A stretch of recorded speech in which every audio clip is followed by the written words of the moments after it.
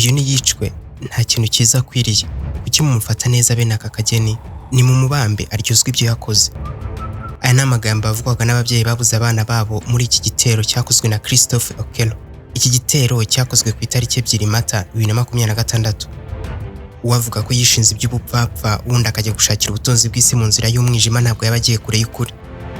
Mu gace kitwa Gaba muri Uganda, iyi ni quartier yari isanzwe ituje nk'izindi quartier zose. Mu gitondo nk'abandi babyeyi bose bo ku isi bajyanaga abana ku bigo by'incuke.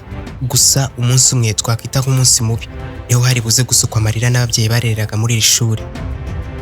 Ubusanzwe uyu Christophe Okello ni umugabo ufite imyaka 39 y'amavuko. Akaba yarabaye muri Leta Zunze Ubumwe za Amerika imyaka 20. Mu kwa kabiri nibwo uyu Okello yaje kuva muri Leta Zunze Ubumwe za Amerika asubira mu gihugu cy'amavuko cya Uganda. Gusa ho gato uyu Okello akaba afite ubwenegihugu bwa Leta Zunze Ubumwe za Amerika. Ubwo yagarukaga muri Uganda abaturage bose bamubonaga nk'umuturage usanzwe ufite impamyabushobozi ndetse kandi akaba afite n'ubuzima buzira umuze. Abaturage kandi banashimangira ko nta kibazo na kimwe bamubonanaga cyo mu mutwe. Uyu Okello rero nyuma haje kumenyekana ko afite imyizerere mibi, ko ashobora kubona ubutunzi bivuye mu gutanga ibitambo by'amaraso abanje kwica abantu cyane cyane abana bato. Ibi rero nibyo byamuteye gukora igikorwa ndengakamere yakoze nk'uko nawe ubwe yaje kubyemera ubwo yafatwaga. Bimwe mu byemeza ko Okello ariwe wabikoze bishimangira ko yakodesheje imodoka mu bwoko bwa Toyota RAV4 kugira ngo imufashe gushyira mu bikorwa umugambi mubisha yari afite. Uyu kandi akaba yari umugambi wo kwica abana akabatangamo ibitambo kugira ngo akunde abone ubutunzi. Umunsi wabanjirije igikorwa, Okello yagiye ku ishuri nk'undi mubyeyi wese ahura n'abayobozi b'ikigo. Ababwira ko ashaka kuzana umwana we mu iki kigo ubundi nabo si ukumutembereza amusonera byinshi bijyanye n'iki kigo. Amakuru kandi nayo akomeza avuga ko ajya kwandikisha uyu mwana, Okello yabanje guca ku iduka agura ingufuri 2 nini ubundi agura n'ibyuma 2. Okello amaze kwishyura amafaranga y'ishuri yasohotse gato asezera ku muyobozi w'ikigo. Ubundi agenda ashyira ingufuri yari yaguze ku gipangu kandi ibi yabikoraga mu kanya nk'ako guhombya. Bidatinze yahise ajya mu mbuga riri hafi aho. Aha kandi ni n'abana nyine bari gukinira. Mu by'ukuri uyu Okello agiye afata abana 14 bose agenda bajombagura ibyuma. Mu buryo bwihuse bane bahise ko bitaba Imana ako kanya. Umwe mu bakozi b'iri shuri yakoze uko ashoboye aramwitambika, ariko byose bibi by'ubusa. Ndetse nawe amusezeranya ko ari bumuhitane namara kwica aba bana bose. Bamwe babyeyi bashyize igitaraganya bavuze ko bagishyika ku kigo babonaga imbuga yuzuye imirambo, ndetse bamwe batekereza ko abana bo batakiriho. Gusa amwe kubw'amahirwe basanze abana bo bagihumeka, nk'uko batasibye kubiganira mu itangazamakuru bagira bati hasi hari amaraso, udukweto tw'abana, amasogisi byose byari binyanyagiye ngaho ku mbuga. Mbega muri make wabonaga ko habereye igikorwa kitari cyiza. Gusa kubw'amahirwe njye nasanze umwana wanjye ari muzima. Ndanihanganisha abandi babyeyi bagenzi banjye baburiye abana muri ubu bwicanyi. Mwako kanya kandi bigishyushye abaturage bari bahageze bagize uburakari bwinshi, umujinya mwinshi, barangije birunda kuri Okello. Dore ko yari amaze gufatwa n'umwe mu bazamu barindaga urusengero rwaho hafi, ni urusengero rwa Gabi Church rurebana n'iki kigo. Abaturage bakoze iyo bwabaga bagiyeho barahondagura hafi kwica. Gusa abashinzwe umutekano bahise batabarira hafi. Okello yahise afatwa, ubundi iperereza naryo rihita ritangira.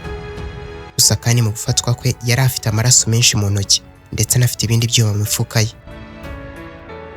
Uyu Okello agifatwa yahise yemera ko yabikoze kugira ngo abone ubutunzi. Nubwo yabajijwe uwamutumye ntiyigeze amuvuga. Yakomeje kuburana ndetse perezida w'igihugu yanabigarutseho. Yavuze ko urubanza rwe rwakihutishwa kandi rukabera hafi y'ahakorewe icyaha. Iyi nkuru kandi yagarutsweho ku mbuga nkoranyambaga mu buryo butandukanye, ndetse benshi bakaba baragiye bavuga ko Okello yabarengana bitewe n'uko yagaragaraga. Hari n'abagiye kure ubundi bavuga ko atarakwiye kwitabwaho, ani mu gihe yari afunze kuko yari akwiye gufatwa nabi. Bitandukanye n'ibyagiye bigaragara ku mbuga nkoranyambaga, uyu Okello yari yitaweho cyane ndetse ahabwa n'amazi yo kunywa. Ibi ni ibintu bitashimishije na gato babashije kuburira abana babo mu iki gitero.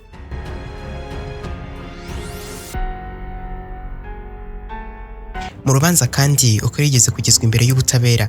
Imodoka yari imuzanye icika fire igonga bamwe muri baje kwitabira isomwa ry'urubanza, ndetse kandi bagiye bavuga ko Okello yabakorana n'imyuka mibi. Batangiranye n'urubanza nanone rwa Okello nta wakibagirwa umunsi wa mbere.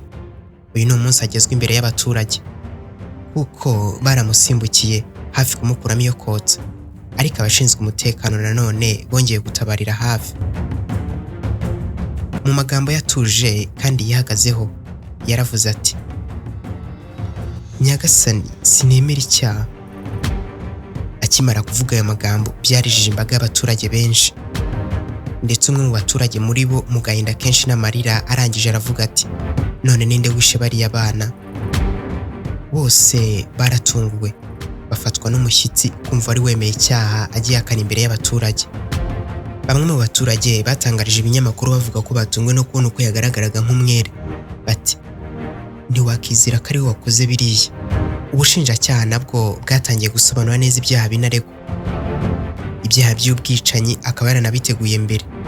Yasuye ishuri mbere y'igitero, yaguze ingufuri n'ibyuma mbere, yanasuye ikigo nk'umubyeyi ushaka kwandikisha umwana.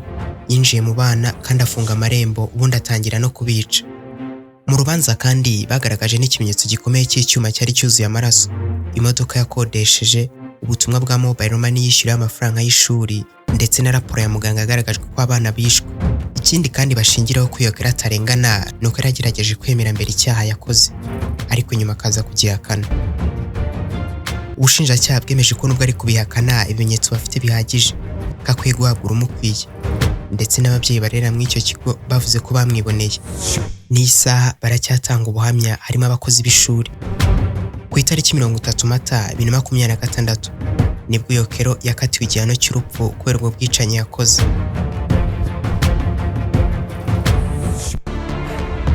Naha dusoreje ikiganiro cyacu. Ni nta kandi mbone kugusaba kwanda subscribe ugafungura inzogera kugira ngo byose byizabera bitazigera bigucika. Njye Inyitso Wakanda ndabashimiye.